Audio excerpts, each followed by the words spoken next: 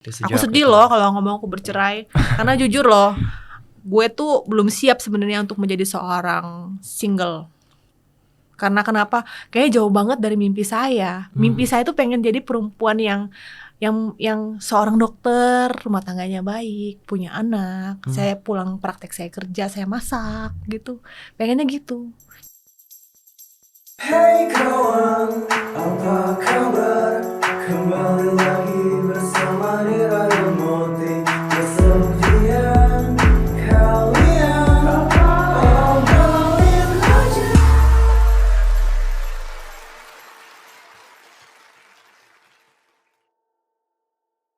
Halo Sobat Nadir, balik lagi ke Nadir Podcast bersama gue Moti. Kalau biasanya di podcast ini kita membahas tentang loneliness, kali ini kita akan membahas tentang perjuangan seorang ibu muda yang telah mendapatkan hak asuh anaknya, tapi tidak bisa bersama dengan anaknya. Langsung saja kita sambut, ini dia Kak Aileen. Iya, Halo Kak, apa kabar nih? Ya, gue kayak begini aja, gue masih harus tetap semangat, Harus tetap dong. tersenyum. Baik kan, Gitu. tapi aman. Ya, saya masih baik-baik aja, masih sehat-sehat aja, masih waras-waras aja. Oke, bagus. Sebelumnya thank you banget ya udah mau hadir ke Nadir Podcast. Gue makasih banget ya udah nerima gue di Nadir Iya, Podcast. sama-sama. Bantu gue untuk bersuara. Iya, thank you Makasih juga banget. udah mau bersuara di Nadir Podcast. Ya. Sebelum kita ngobrol-ngobrol lebih lanjut, silakan dong Kak, kenalin dulu dirinya ke Sobat Nadir. Ya, Sobat Nadir sebutannya Sobat ya, Sobat Nadir, Nadir ya. sebutannya. Oke. Sobat Nadir, perkenalin aku Dr. Elin. Aku di sini adalah pemegang hak asuh anak dari tingkat PN, PT, kasasi sampai peninjauan kembali Mahkamah Agung. Hak asuh anak ada sama aku, tapi anak tidak bersama dengan aku. Jadi aku harus berjuang. Sedih. Ya, sedih Cerita aku banget. sama kayak Sania Marwah soalnya. Gimana tuh ceritanya Kak? Ya Kalau gitu, dia- kita pegang hak asuh anak, tapi anak nggak sama-sama kita dan mereka nggak ikut putusan dari hakim. Kalau boleh tahu awalnya gimana sih Kak? Bisa sampai Ih, kalau seperti itu. ceritain awal nih akan kemakan durasi panjang Oke. banget. Tapi intinya Mungkin adalah, intinya ya. di saat seseorang itu menikah, Ya. lalu bercerai dan ada anak, biasanya anak akan jadi perebutan. Saya menyarankan begini, kalau misalnya orang mau bercerai, itu harus dipikir panjang dulu. Anak Betul. gimana, kehidupan gimana. Jangan tiba-tiba pengen cerai, memaksakan, dan harus ikut apa kata dia. Lebih baik jangan cerai, nggak mau. Berarti Kakak sekarang udah cerai? Sekarang saya sudah divorce, saya sudah bercerai. Sejak kapan Kak? Sejak dari 2020. 2020. Berarti sejak Aku sedih itu. loh kalau ngomong aku bercerai. Karena jujur loh, gue tuh belum siap sebenarnya untuk menjadi seorang single. Karena kenapa? Kayaknya jauh banget dari mimpi saya. Mimpi saya tuh pengen jadi perempuan yang seorang dokter, rumah tangganya baik, punya anak. Saya pulang praktek, saya kerja, saya masak gitu. Pengennya gitu. Jadi begitu saya menjadi seorang janda muda begini, rasanya juga Jadi, nggak pas iya, dengan beda ya. Nggak ekspektasi sesuai hidup ya, saya betul. gitu. Tapi soal mimpi dokter itu udah tercapai dong sekarang. Apa tuh mimpi saya? Lah, Kakak sekarang dokter juga kan? Dokter apa nih Kak? saya. Ya, Saya dokter umum. dokter umum Saya dokter umum. Saya berpraktek di daerah Jakarta Barat. Jakarta Barat. Makanya saya harus sehat, saya harus kuat. Ya, Apapun itu betul. masalah yang kita hadapin, kita tuh harus tetap sehat mentalnya, sehat hatinya, Betul. libatkan Tuhan dalam setiap langkah kita. Itu penting banget. Ya. Ini Kak, berarti Kakak sampai sekarang masih memegang hak asuh anak itu kan? Ya iya dong, karena dia itu sifatnya sudah ingkrah. Jadi gini, kalau kita sudah berjuang di tingkat PN, hak asuh anak ada di kita. Lalu nanti orang banding, PT juga memutuskan hak asuh anak pada kita, ya kita juga pegang.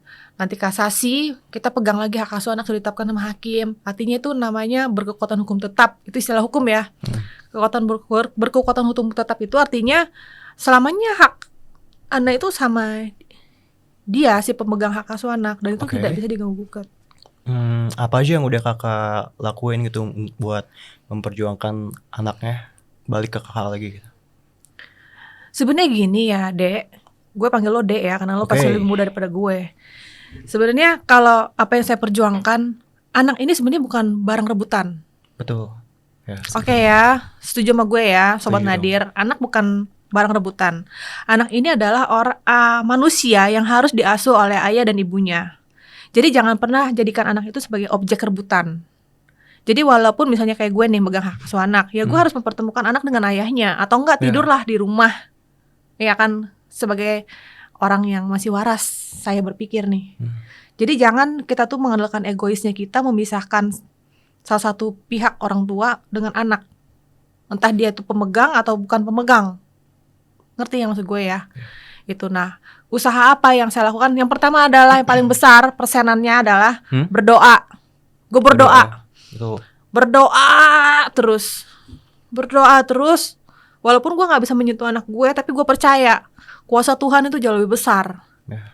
Dia akan membukakan hati, dia akan bersuara lewat hati nuraninya manusia. Berdoa. Itu yang paling pertama ya. Itu yang Nomor paling satu. pertama. Yang kedua adalah Nadir Podcast. Kenapa Dengan tuh? caranya datang ke Nadir Podcast, itu juga merupakan usaha saya. Usaha dalam arti kata gini, saya berusaha bercerita, berbagi pengalaman saya. Bukan pengalaman saya aja sih, saya punya komunitas namanya Perkumpulan Pejuang Anak, di mana di sana mayoritas adalah ibu-ibu pemegang hak asuh anak inkrah. Oke. Dan kami itu senasib semua dengan modus yang sama, anak terpisahkan dengan ibu kandungnya, padahal ibunya yang memegang hak asuh anak. Berarti banyak ya. Banyak banget. banyak Dan banget. itu gulung terus nambah terus. Sama semua. Sama semua motifnya. Dan semua Oh. rata-rata anak-anak masih pada kecil. Ada satu case gue mau cerita nih, lu Apa jangan potong gue dulu ya. Oke. Ada satu case Ibu Selvia dari Bekasi. Anaknya masih ASI. Kasian nggak kayak begitu? Masih ASI. Masih ASI laki-laki. Berarti sekitar berapa bulan? Aduh gue lupa deh, pokoknya masih ASI aja. Masih ASI pokoknya. Itu nggak bisa ngasih ASI ke anaknya. Jelas dong. Sedih nggak kayak gitu? Ya gue nggak tahu ya, soalnya kan lo laki ya. Tapi bisa lah ngebayangin gitu.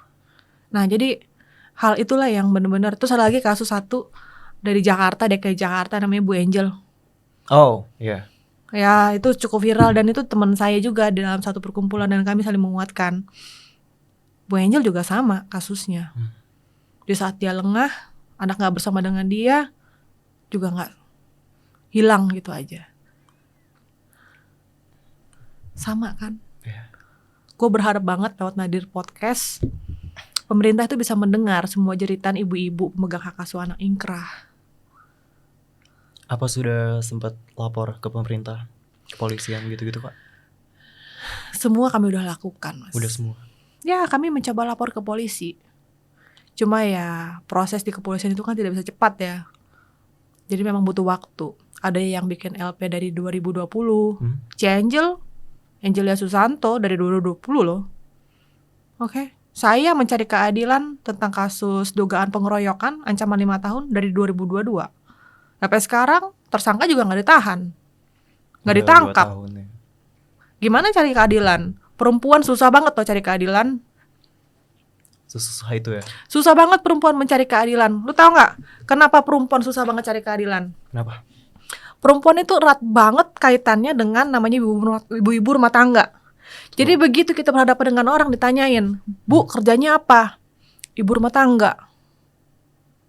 Yang ada apa? Kita dioper. Ibu nanti kesini ya. Ibu bikin aduan lagi ya.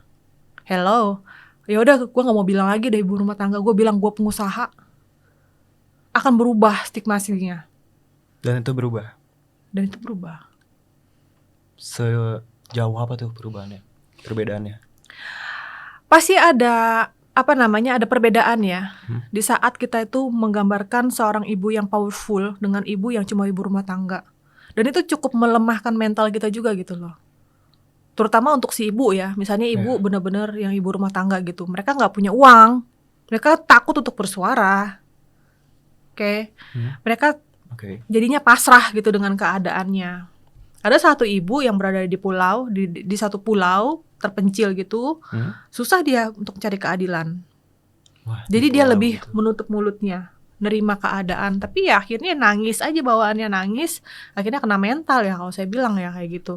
Jelas Itu kan sih. itu jauh lebih silent killer kalau gue bilang. Betul. Lebih baik ya lu speak up. Lu speak up gimana caranya? Ya mungkin ya lewat podcast, ya lewat Nadir, datang aja ke Nadir podcast ngomong gitu. Gimana caranya APH bisa mendengar, pemerintah bisa mendengar, semua orang di negara ini bisa mendengar, realize gitu kalau ada kejadian yang menimpa para perempuan, khususnya ibu-ibu memegang hak asuh anak. Berarti kakak sebagai orang yang udah mencoba untuk bersuara Kami sudah mencoba bersuara. selama berapa lama kalau kakak sendiri? Berarti 4 tahun. Kalau saya semenjak saya tidak bersama dengan anak, semenjak 4 tahun itu saya berjuang. Dan teman-teman juga ada yang 4 tahun berjuang, ada yang 7 tahun juga berjuang. 7 tahun, wow itu lama banget sih. Lama banget. Kalau kakak sendiri, apakah selama 4 tahun itu udah ada hasilnya? Atau Beberapa lembaga sudah saya datengin, bukan beberapa lagi kali ya, semua saya sudah datengin. semuanya? Semua saya sudah datengin. Dari yang namanya Kementerian PPA saya sudah samperin, KPAI saya sudah samperin, terus UPT Perlindungan Anak DKI Jakarta, hello, it's me, saya sudah samperin. Kepolisian Polda Metro Jaya saya sudah samperin. Komnas Anak saya sudah samperin. Siapa lagi? Kaseto sudah samperin. Mana lagi yang gue harus samperin? Apalagi yang belum tuh? Apalagi? Udah semua. Artinya apa? Kita tuh cuma pengen negara ini benar-benar serius menghadapi permasalahan hak asuh anak korban perceraian. Kita hanya ingin haknya anak diwujudkan. Haknya anak loh yang kita kejar.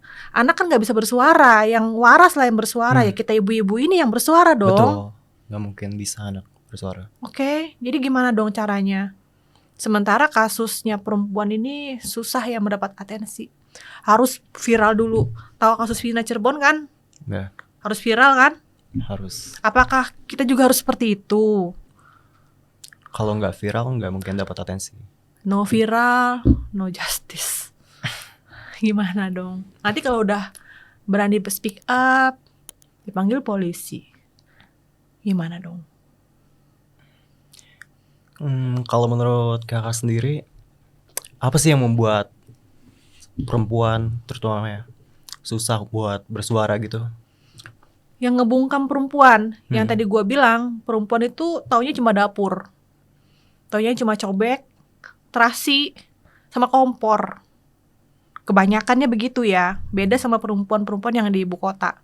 Yang di ibu kota rata-rata mereka karyawan. Jadi di saat mereka itu cuma taunya masak doang, mereka takut bersuara. Terutama yang di daerah, takut banget untuk bersuara. Akhirnya mereka mendem, nyimpan dalam hatinya mereka. Itu yang pertama. Terus yang kedua adalah karena mereka kebanyakan ibu rumah tangga, mereka gak punya duit. Duit juga ya, Mereka gak punya duit. salah satu faktornya. Karena kenapa? Di saat kita tuh bermasalah dengan namanya cerai dengan hak asuh anak, pasti kita pakai lawyer dong. Betul. Kita pakai bayar lawyer dong. Ya. Emang lawyer nggak dibayar? Ya walaupun dia pro bono tetap aja dong. Ada yang namanya kita harus ngeleges bukti. Itu kan duit juga. Jalan ke pengadilan naik angkot duit juga. Betul. Jadi ya itu dia, perempuan itu sangat rentan. Rentan banget ya. Ya, Bahkan. bukan banget lagi, banget. Suara kami kecil. Dan menurut kakak perasaan mereka yang nggak bisa bersuara gitu dan akhirnya memilih buat membungkam suara mereka itu gimana? Kalau mereka yang jelas kembali lagi ya, setiap orang itu kan bertanggung jawab pada pribadinya sendiri. Kita di sini kita tidak bisa memaksakan. Palingnya kita cuma bisa motivasi, lu yang kuat ya, lu yang sabar, lu yang waras. Jangan sampai lu nangis melulu terus lu jadi gila. Itu yang selalu kita ngomongin gitu kan. Tapi ada juga perempuan yang akhirnya berani, oke, gue speak up. Mungkin langkah speak up-nya dia dengan cara bersuara di sosmednya masing-masing. Gitu. Dan itu banyak banget ya. Banyak banget, hampir semua kita begitu. Wow. Kalau kakak sendiri, boleh gak sih kak diceritain pengalamannya? Mungkin pengalaman kakak menyuarakan soal hak kakak itu. Bukan hak gue ya, hak anak ya. Oh iya, hak anak, sorry. Pengalaman gue menceritakan tentang hak anak. Gue dengan teman-teman gue yang bergabung dalam satu payung perkumpulan pejuang anak Indonesia itu, kita sudah pernah mendatangi namanya DPR. Gemeteran, gedungnya gede banget. Oh, jelas dong. Waktu DPR. kita masuk aja pengamannya berlapis. Pertama kali gue ke situ. Pertama kali. Pertama kali gue ke DPR, buset dah. Demi anak tuh ya. Demi anak. Gue gak kebayang juga seorang ibu-ibu gitu ya bisa datang ke DPR. Beneran. Terus gimana pas di sana Kak? Kesana kita ke Komisi 8. Kita cerita tentang anak gitu kan, cerita panjang lebar. Kita berharap DPR berani menyuarakan kami dan serius menghadapi permasalahan ini gitu, membuat regulasi khusus tentang pengasuhan anak. Itu Ternyata. sebenarnya di 2019 sudah masuk loh RUU pengasuhan anak. Udah ada di pasal? Belum diproses lebih lanjut. Oh, oke. Jadi mereka kurang serius kayak ini DPR Komisi 8. Komisi 8 DPR. Budia Pitaloka, halo. Serius lah menghadapi RUU pengasuhan anak. Ayo Bu, gaungkan lagi Bu prolegnasnya Bu. DPR Komisi 8. Komisi 3, Bang Ahmad Sahroni. Ahmad Sahroni bagus, cakep. Bukan cakep yang itu ya maksud gue. Maksudnya kinerjanya cakep, Bang Ahmad Gimana Sahroni. kinerjanya kalau dia?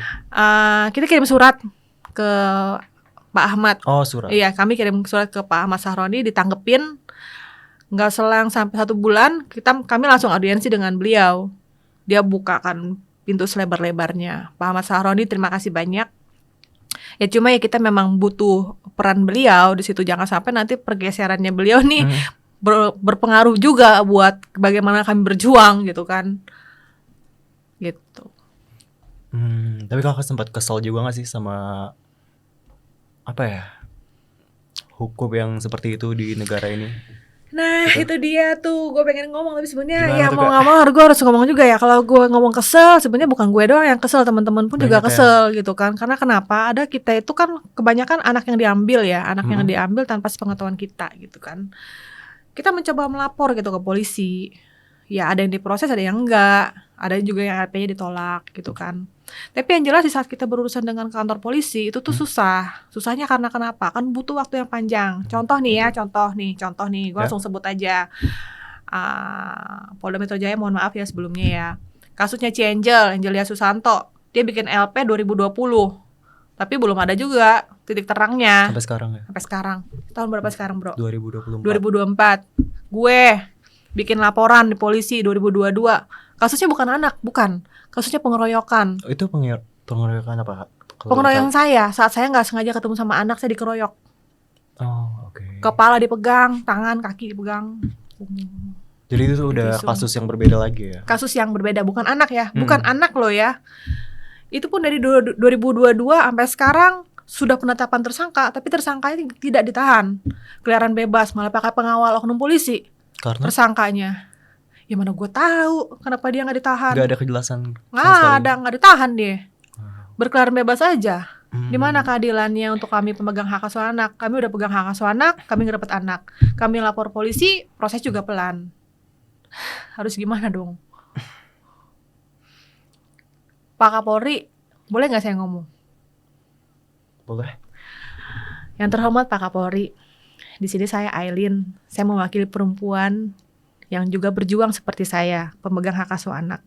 Saya memohon Bapak Kapolri untuk segera dibentuknya Direktorat PPA, supaya permasalahan kami, pemegang hak asuh anak yang dipisahkan dengan anak, ataupun kami sebagai perempuan yang mengalami kekerasan, bisa lebih fokus lagi dalam proses penanganannya, bisa lebih cepat dalam penanganannya.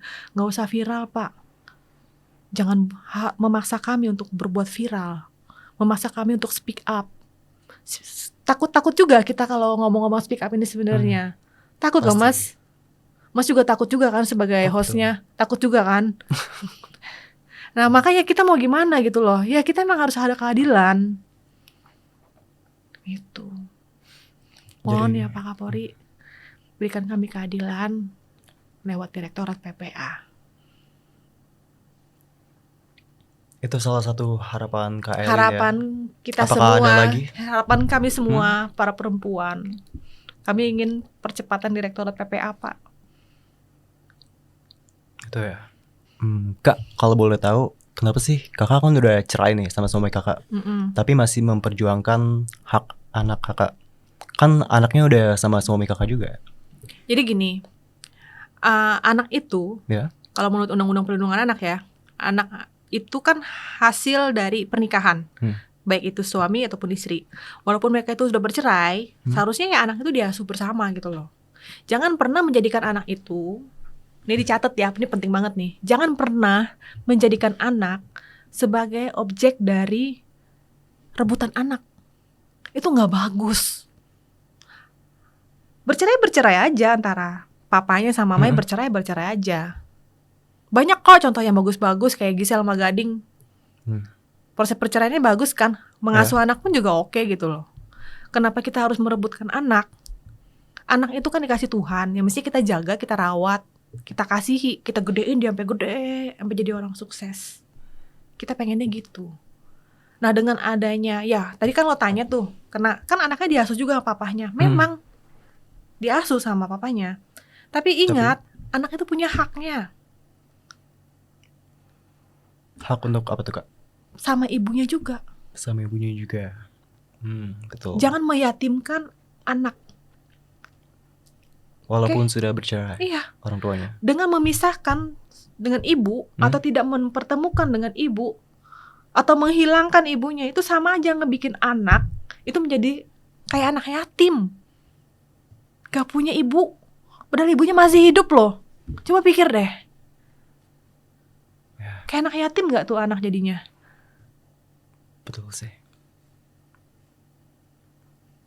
Coba lu bayangin misalnya lu di acara apa atau lu di tempat bermain, ada satu anak yang bilang, Mami, anak yang lain ya, ternyata dia dalam hatinya, aku gak punya mami aku gak ada. Apa perasaan anak saat itu? Wow. Padahal itu cuma karena tingkah laku salah satu orang tua aja loh. Berpikirlah yang waras, yang cerdas, please deh. Jadi itu alasannya. Itulah alasannya kami di sini bergerak bukan untuk kepentingan kami, tapi untuk kepentingan anak. Apakah Kakak bakal nyerah buat ngelakuin itu? Saya nggak akan nyerah. Saya yakin teman-teman di sini ibu-ibu nggak akan nyerah untuk memperjuangkan hak anak.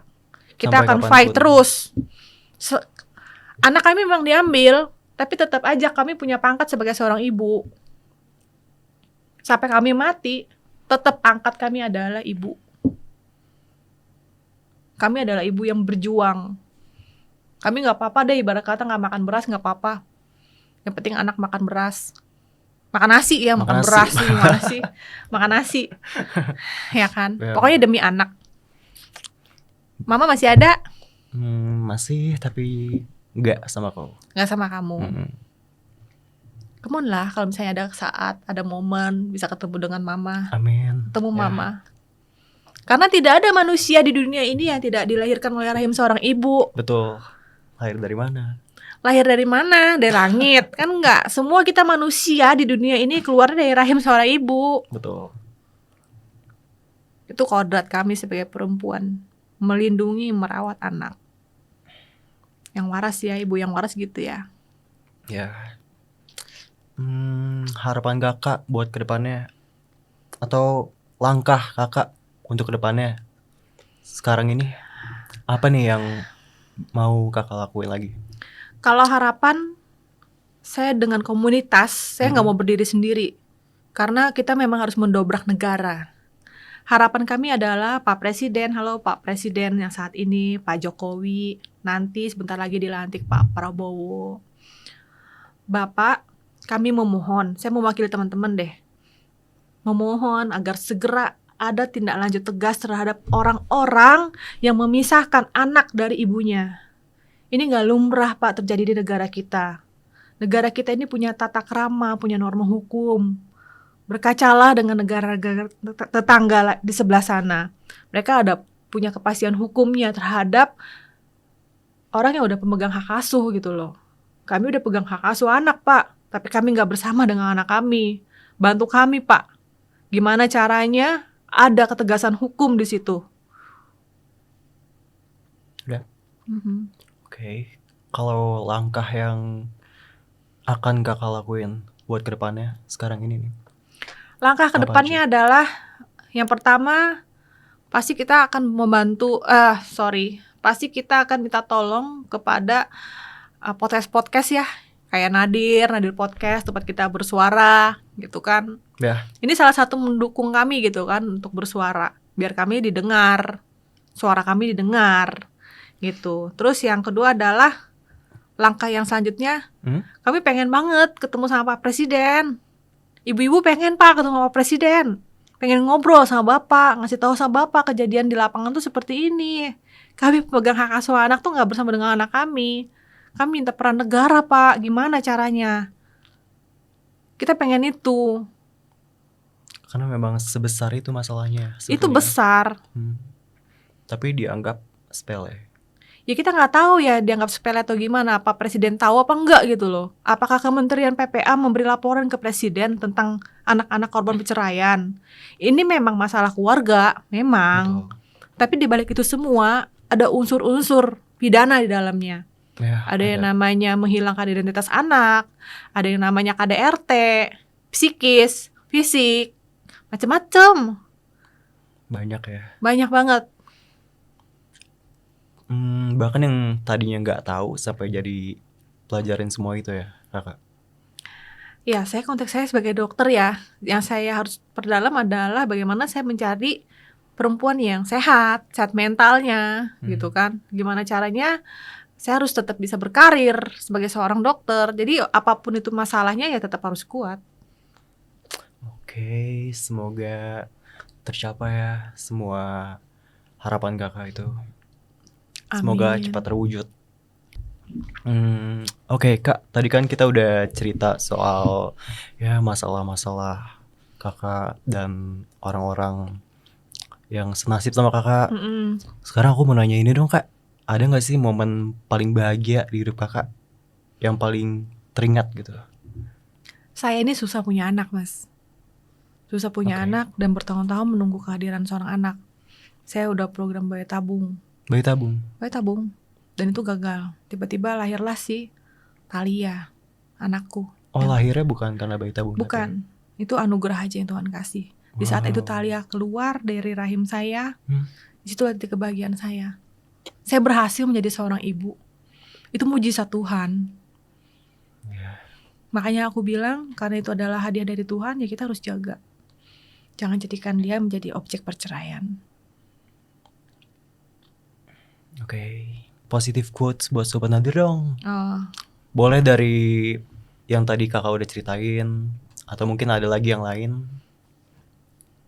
positive quote, oke. Ya. Perceraian itu menurut saya hanya sebatas hubungan hukum antara suami sama istri. Kalau kalian di sana dihadirkan seorang anak, dikasih Tuhan seorang anak, jangan pernah jadikan anak itu sebagai objek rebutan. Sebaiknya anak itu diasuh bersama. Misal nih, hak asuh sudah ditentukan kepada seorang ibu kayak saya, dari PN sampai tingkat paling tinggi, tingkat peninjauan kembali. Ya, ibu harus mempertemukan anak tersebut dengan papanya. Jangan pernah membatasi aksesnya. Gitu juga, kalau misalnya papanya kalah dalam persidangan hak asuh anak, ya papanya jangan ngotot, jangan egois, jangan main hakim sendiri. Ya kasihlah, ikuti peraturan itu gitu lah, ikuti putusan itu, kasih anaknya ke ibunya, nanti ibunya pertemukan dengan papanya. Kalau misalnya papanya mau mengasuh anaknya, ya nggak apa-apa, tidur aja di rumahnya gitu, di rumah mantan istrinya, ngasuh anak itu selama istrinya berkenan gitu loh. Jadi jangan pernah melibatkan anak itu menjadi objek rebutan. Anak itu diasuh, dirawat sampai dia dewasa, sampai anak itu menjadi anak yang pinter, anak yang berhasil, berkarir gitu. Tuh, Sobat Nadir, walaupun kedua orang tua udah bercerai, anak tetap jadi tanggung jawab orang tua ya. Iya. Oke, Kak, sebelum kita akhirin ngobrol-ngobrol kita hari ini, ada sesuatu nih, Kak. Apa tuh? Waduh, Nih. gua dapet baju. Ya, Baju apa boleh. nih? Mau dilihat dulu. Aduh, kalau tahu gitu, tadi saya bawa Apa? juga. Oh, Aduh, ini apa ya? ini emang surprise sih. Ini bajunya dingin ya? Aduh. Nadir Podcast. Baju Nadir Podcast. Ya kan? Iya, Tuh. obrolin aja. Nadir Podcast, ntar gua pakai ya. Pakai dong, Kak. Hah? Pakai dong. Gua buka baju dong Enggak sekarang. sekarang. Nanti. Oke, makasih banyak ya Sama-sama, bajunya ya. Kak. Iya. Bener-bener. Thank you juga udah mau speak up di sini. Iya. Makasih banyak ya. Ya. Teman-teman semuanya, kalau mau bersuara boleh datang ke Nadir Podcast. Boleh banget.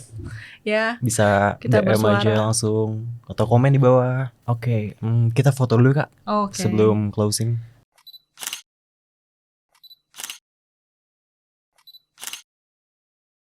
Oke, Sobat Nadir, thank you banget buat kalian yang udah nonton episode kali ini. Semoga yang Kak Elin udah ceritain bisa bermanfaat buat kalian. Dan jangan lupa buat like, comment, share, subscribe, dan juga nyalain lonceng notifikasinya biar nggak ketinggalan episode terbaru dari kita. See you!